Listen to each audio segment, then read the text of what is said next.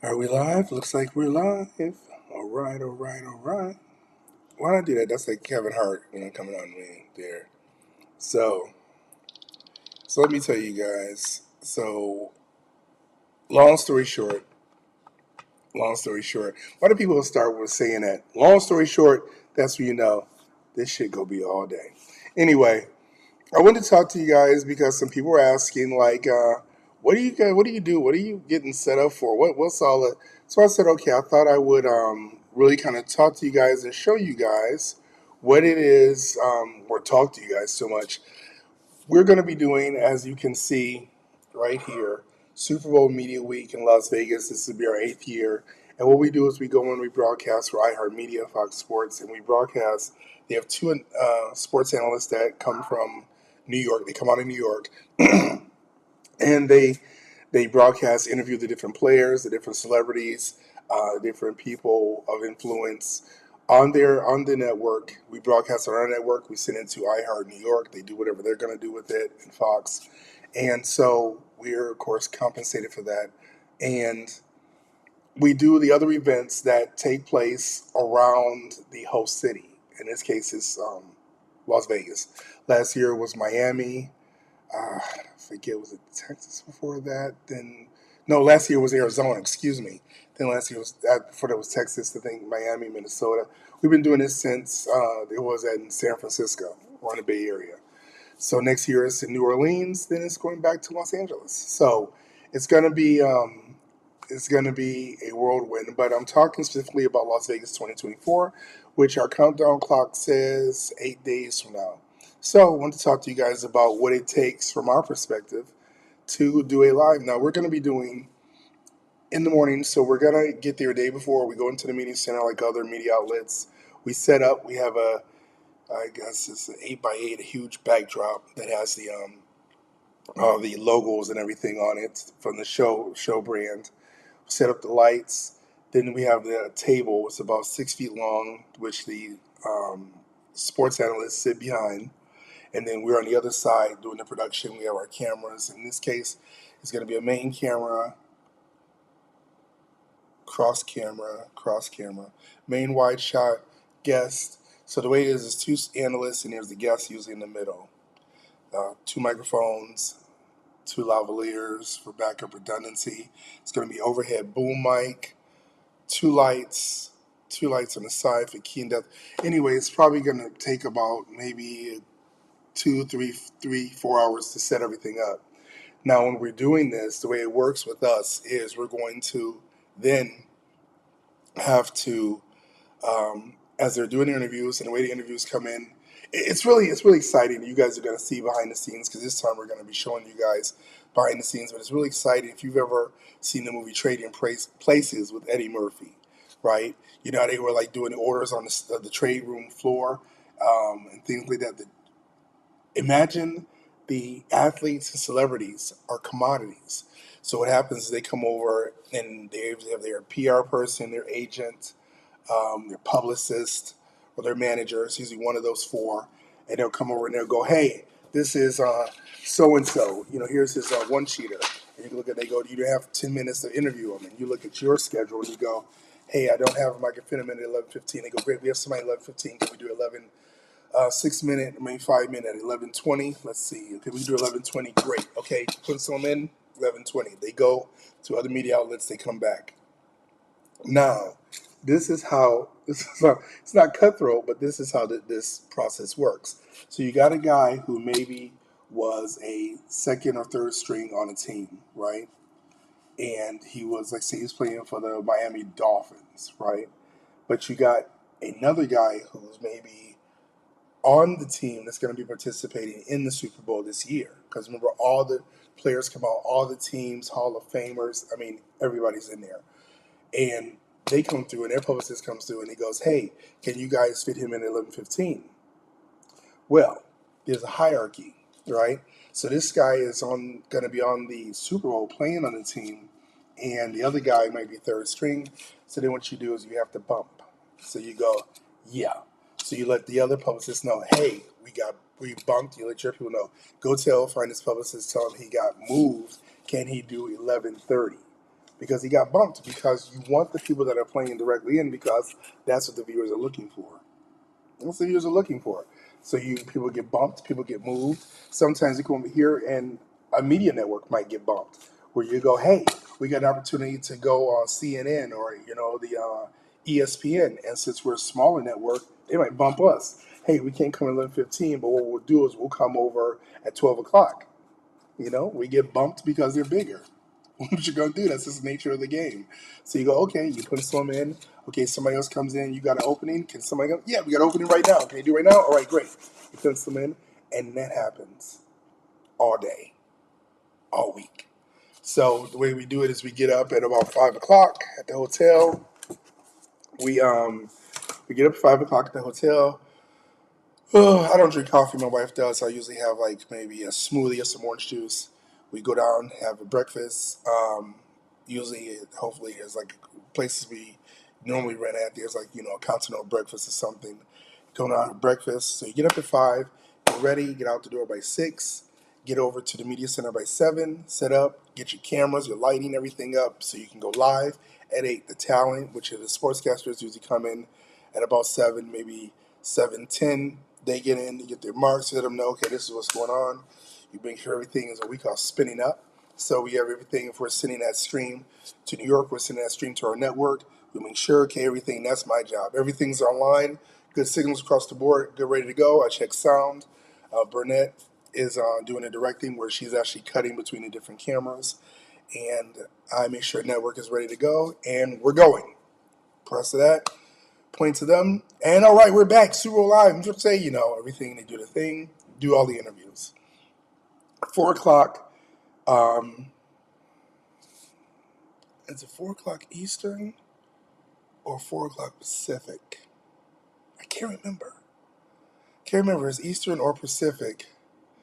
You know, Oh, absolutely. Where does Paul says stressed but always fun? Absolutely, Paul. You're right. Paul is. I went to high school with. This is my buddy. But yeah, Paul, you're right. You're right about that. So they once we get everything wrapped at the media center, it's called the media hub. Then you go and you look at your sheet, right?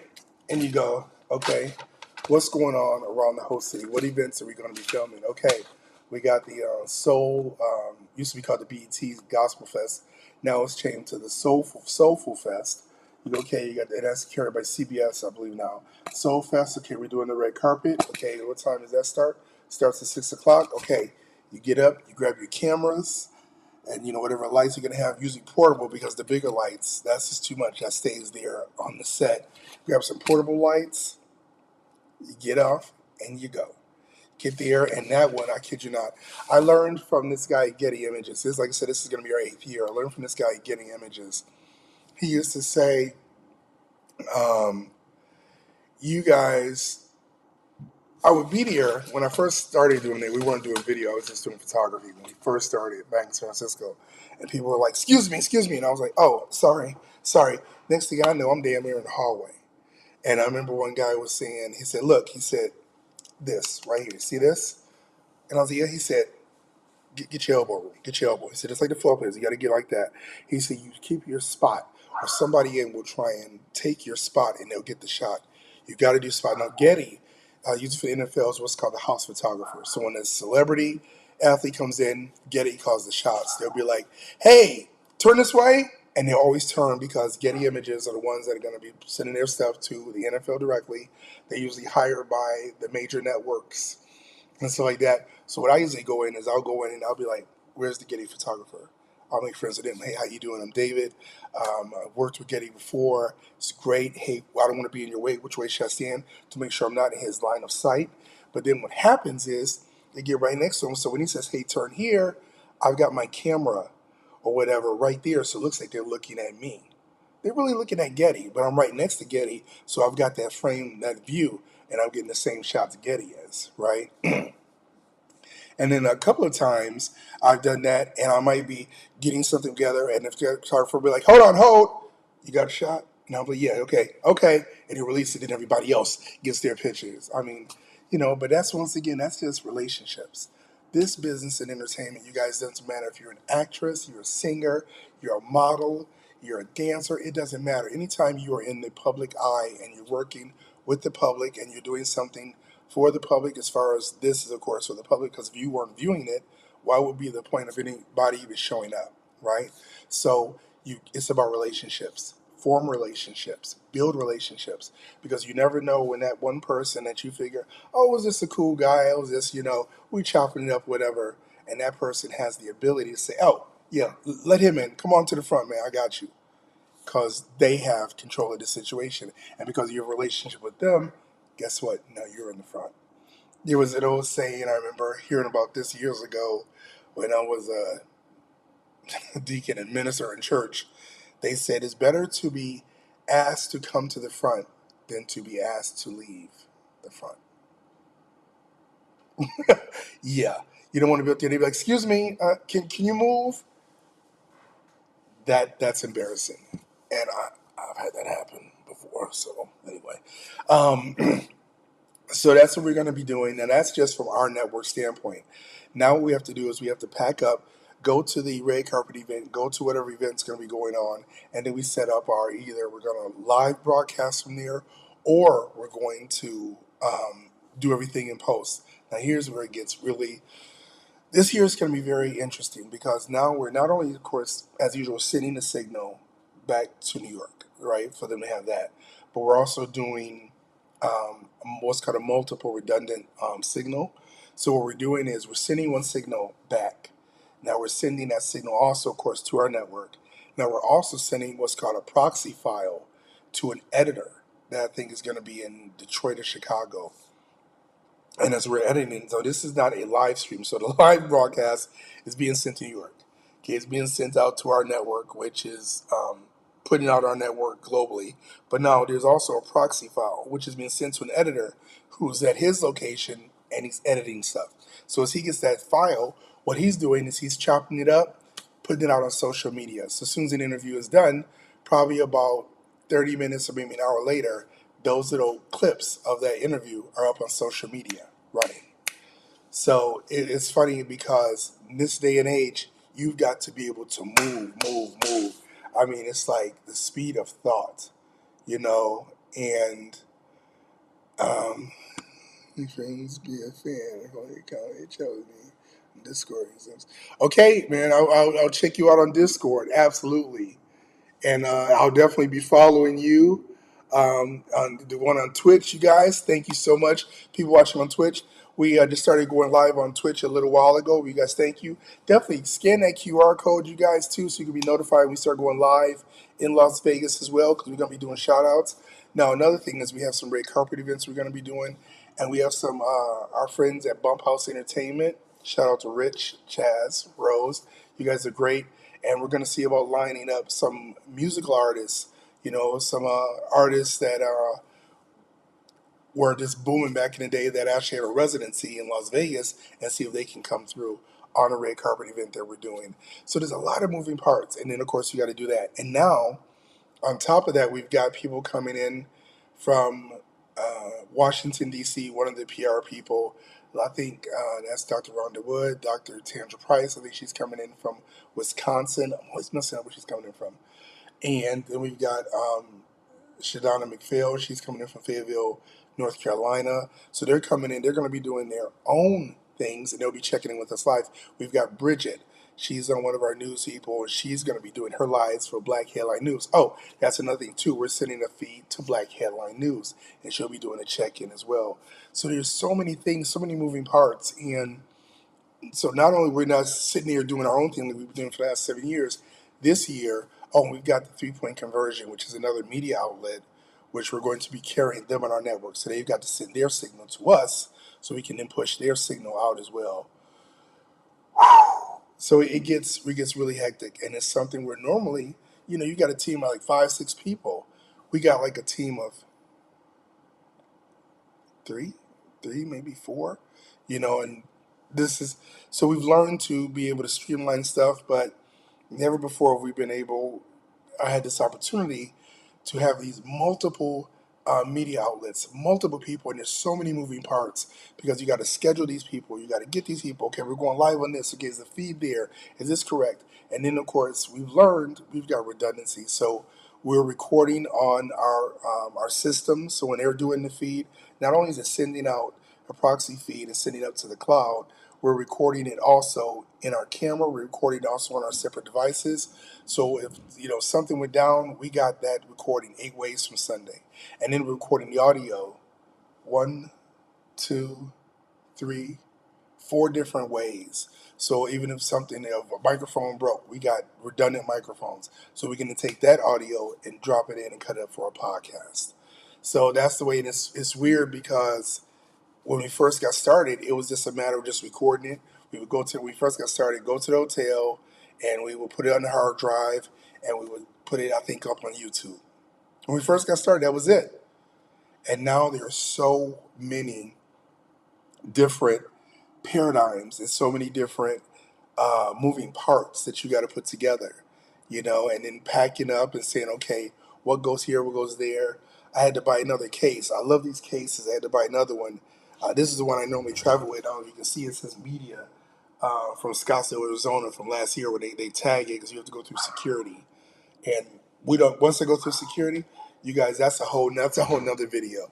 Because you go through security, you line up, they have these bomb sniffing, drug sniffing, I don't know, low credit sniffing. I don't know what the dogs be looking for, but they come in here and they sniff you. You go through like an X-ray scanner. They wand you. They search all your stuff. They might have you open it, look at it, and everything. And so, imagine doing that every day. So once we go in, they'll tag it, and this stuff stays in the center. Now the great thing is there's 24/7 armed security in the center, which is great. So you have a lot of people that are leaving. These are on media. There's cameras. They'll leave that stuff there overnight. And like I said, this is our 8th year. Never had anything taken, missing, or anything. So security is tight. I'm really glad about that. They handle that. So once we get everything set up, we can leave it and forget it. We normally do take our cameras because we got to charge them and the batteries, and we have to do other events. But other than that, tripods, whatever it is, lights, that all stays there. But imagine we go through this, and sometimes we got to take each one. I don't know if you can see it here. Each one, and these can be taken off. So you can take these parts off, and then you have to open it. You can go in there and open it. So each one, so they can look at it because these don't fit in the scanner. So you have to open them and they have to look at each one, or they actually break down and put it through so they can see, make sure. I guess they're not bringing no drugs and no bombs and or nothing like that. But once we get it in there, it does not come out until we wrap because it's a lot. But that's why we get there a day early so we can set everything up, go through security, and then every day, of course, you got to go through security. We take our cameras through security and everything like that. So that's the way that works when it comes to really being on, I would say, the not the spotlight because we're behind the scenes, but really being able to put stuff out for you guys to really ingest, and so you guys don't have to go and you don't have to travel, you don't have to, buy tickets to these expensive things because we've already got access and we're giving you really the direct feeds. We get the direct feeds for some of the stuff that's if there's two things, and sometimes what happens is we'll get a feed directly from the NFL communications where we can't be in two places at once. We're not that big yet. So we got an event going on at the same time we get this other event. We got to choose. And once we choose one event, we get the feed from the NFL so we can take that content and, you know, and then stream it out and bring it out to you guys and recut it or whatever we're going to do to promote what's going on and show you guys what the event was like.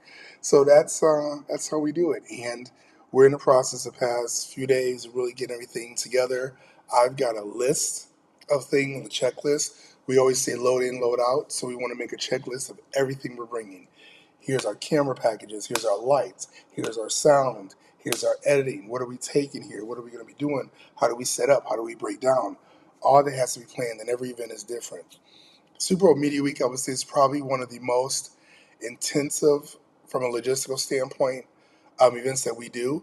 Now, we are scheduled to do the Leadership Experience Tour with Sean Fair. That's in Detroit. That's in March. That's also another one, but he has a video team that's on the ground. We're just broadcast. So we really just come in and kind of support them and make sure that they don't get sent out to the television network, to our network. Other than that, it's pretty much they're doing all the heavy lifting there on site. Now, the other thing we're doing this year is the Cannes Pavilion Afrique at the Cannes Film Festival. That's in Cannes, France. That had me wondering because we're going to be there for 10 days doing their broadcast. We have to meet at the airport. The country of honor, I think, is South Africa. So we have to meet their dignitaries at the airport. There's the Princess of Morocco. She's going to be a guest speaker. We have to meet her at the airport. We have to go through security and get screened and cleared for all of their different dignitaries to be, I guess, inside that bubble, as they say, to be filming them as they come and they do their thing. And then, of course, we have to do the red carpet at the Cannes Film Festival, the Pavilion of Freak. And then, of course, they have different workshops. We have to cover those. And then we, of course, have our broadcast. We're broadcasting live in our cutaways. So that's going to be different. So I was like, damn, do we take all the equipment to Cannes, France? And a friend of mine was like, I was just mentioning it to her yesterday. She said, no, fool. You just hire a production company and rent your stuff over there. Now I know you're probably thinking, duh, but that never occurred to me. I have never done that. I've never entrusted someone else's equipment and everything and just been the one to say, okay, we need this, this, and this, have it delivered here. So when we get there, we've got that. You know what I'm saying? What if something happens? Like, for example, we have a huge banner that we had to, backdrop, I should say, that we had to do for our set for Super Bowl Media Week. It was supposed to be here. My birthday was yesterday, y'all. Thank you, thank you. But we had the order, it was supposed to be here yesterday, and I'm looking to talk about it's in customs. Customs. Turns out I thought I was ordering from a company in the United States where they would just ship it in 2 day FedEx, right? This company was in they was shipped from a company in the UK. I didn't know that. If I had known that, I probably wouldn't have ordered it because of something like this. So I looked today and they said it's clear customs, it's on its way, I'll get it Monday morning. Thank you, God. Because stuff like that, you know what I'm saying? So imagine we go over to France and they're like, oh, this camera's unavailable. Oh, we couldn't get the lighting things. And I'm sitting over there with just myself and our team because I think that's going to be about 6 of us there. That, you know, and then what? I can't check. Our cinema camera was $17,000 for the one cinema camera, our main one, and the other cameras I think are about 3,000 a piece. But we got 4 of those. Imagine if I had to check those and they get lost. Yeah, they're insured, but we'd be stuck. I'd be sitting with a dog on cell phone talk about hello. No, that not for what they paying, you know. So I really got to kind of figure that out. Yes, I would definitely want to minimize. I can't be taking lights and all that stuff over there because that doesn't make sense. But I want to make sure we can get a company over there that's going to deliver the stuff we need when we need it, have it there ready for us when we land, and be able to set everything up. And then when we're done, they come pick it up, we ship it back, what have you. And then, boy, we need to probably bring our own cameras just in case somebody makes a mistake and something don't come through. I'm like, it's so funny. I remember doing the Boy Scouts back, I think I was 11. And they said, you have to have redundancy. You don't take a chance. Always be prepared. And I think that's where I got that mindset where I'm like, and of course, learning over the years, right? Making a mistake and going, oh, crap. So now we're redundant. We back up every feed. We back up all the audio, so you got 8 ways. Now, if we got this audio going out 8 different sources and the video going out to 7 different sources and they all fail, well, that was just God. That was God saying he didn't want that because there's no way everything should have a casket, it should fail. So we have that. So if something else go down, because this is electronics, these are man-made things, it happens, we can still say, you know what, switch.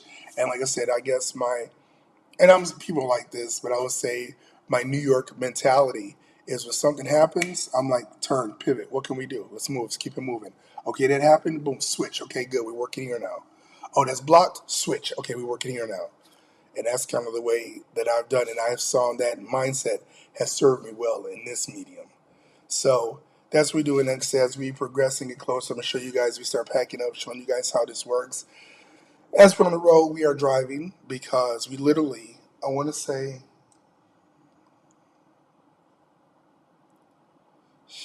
probably, we're probably taking about 600 pounds of equipment. Just a rough guesstimate. With lights, stands, cameras, backdrops, all that 600 pounds of equipment. We usually go Southwest, and we don't get charged for our large bags for because we're media. They have our credentials, and it's pre-screened, and we go, look, we're media. But at the same time, they still go charge for something. Southwest ain't go lose money on media. But I was like, it's better to not have to fly, didn't have to get through with a rented car, didn't have to do all that. We'll just drive. But it's an 11-hour drive.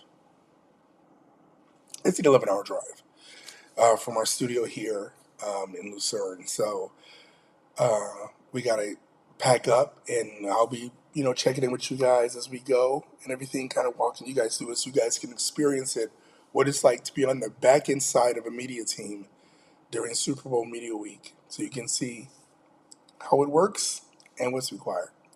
So that's it, you guys. Just wanted to check in with you guys. As I said, I'll be checking in with you guys more often because I have some people going, you talk about the event, but how do you work it? What do you do? And I thought, I never do that. Kind of behind the scenes, just kind of talking about this is what it takes. When you're watching that, you don't think about all the stuff that's gone into it, all the people that's going into it.